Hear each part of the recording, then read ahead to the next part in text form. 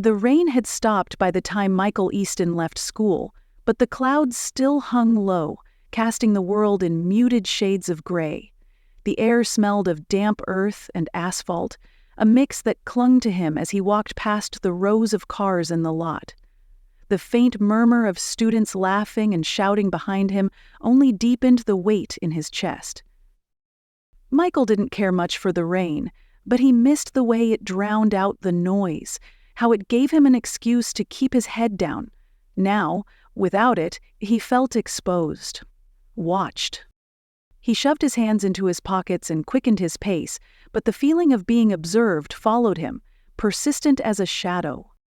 "Easton," a sharp voice called behind him.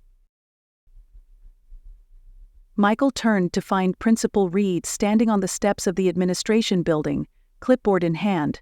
Her expression was unreadable, but her tone was clipped, businesslike.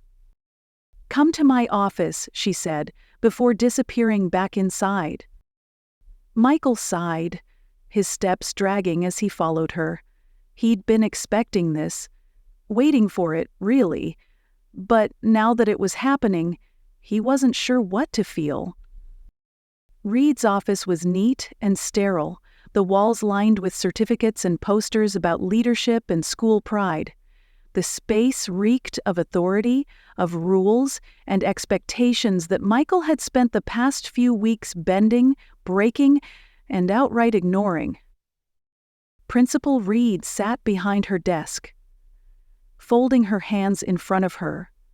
Beside her stood a man Michael didn't recognize. He was tall, with a neatly trimmed beard, and sharp blue eyes that seemed to see through him. "Michael," Reed began, her tone softer now, but no less firm, "this is Detective Harris. He's here to ask you a few questions." Michael stiffened. "Questions about what?" Harris stepped forward, his gaze steady. "There's been some concern about the dynamics between you and another student, Tyler Winters. We've had reports of tension, and given recent events, the school thought it best to address the situation before it escalates." Michael's stomach churned, but he forced himself to keep his face neutral. "I don't know what you're talking about." "Don't play coy," Reed cut in. "There was an incident in the cafeteria last week. Words were exchanged, tensions were high. This is your chance to explain your side." Michael glanced between them, his pulse quickening.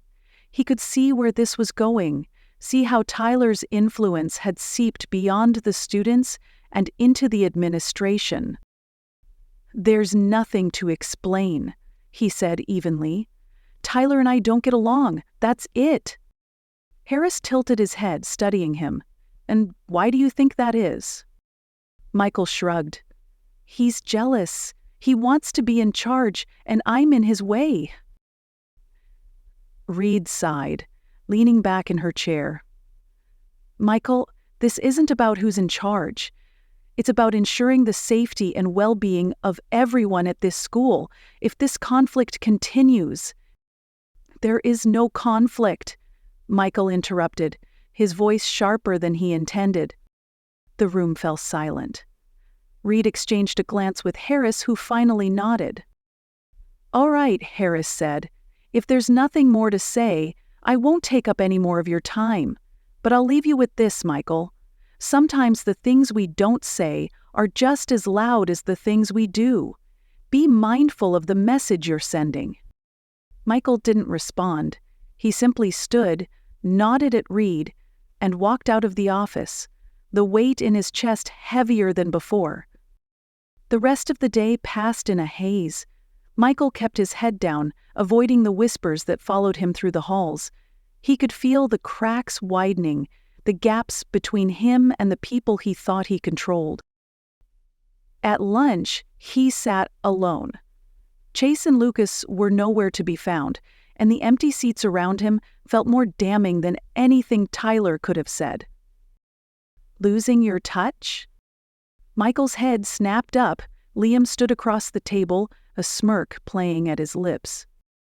"What did you want?" Michael muttered. Liam slid into the seat across from him, setting his tray down with deliberate care. "Relax, Easton. I'm just here to talk." Michael narrowed his eyes. "About what?" Liam leaned back, crossing his arms. "About how Tyler's eating your lunch. Figuratively, of course." Michael's fists clenched under the table. "He's nothing." "Maybe," Liam said, shrugging. "But he's smart. Smarter than you give him credit for. And he's winning people over without lifting a finger. Meanwhile, you're, well, here." Michael's chest tightened. "What's your point?" "My point," Liam said, leaning forward, "is that you've spent so much time trying to control everything that you forgot why you started this in the first place. You wanted respect. But now, you're just another Johnny Sparks, and nobody respects that. They fear it." Michael's jaw tightened, but he said nothing. Liam stood, picking up his tray. "Figure it out, Easton, before it's too late." That night, Michael sat on the steps of his porch, watching the rain fall in a steady rhythm. The world felt distant, muffled by the sound of droplets hitting the pavement. His phone buzzed in his pocket. He pulled it out to find a text from Sarah. "Sarah says, we need to talk." Michael stared at the screen for a long moment before typing a reply. "About what?" Her response came quickly. "About you." Michael's chest tightened as he slipped his phone back into his pocket. The rain continued to fall, soaking through his clothes, but he didn't move. He didn't want to face whatever Sarah had to say. He didn't want to face Liam's words or Harris's warnings or the whispers that followed him everywhere he went, but he knew he couldn't keep running. He just didn't know if he had the strength to stop,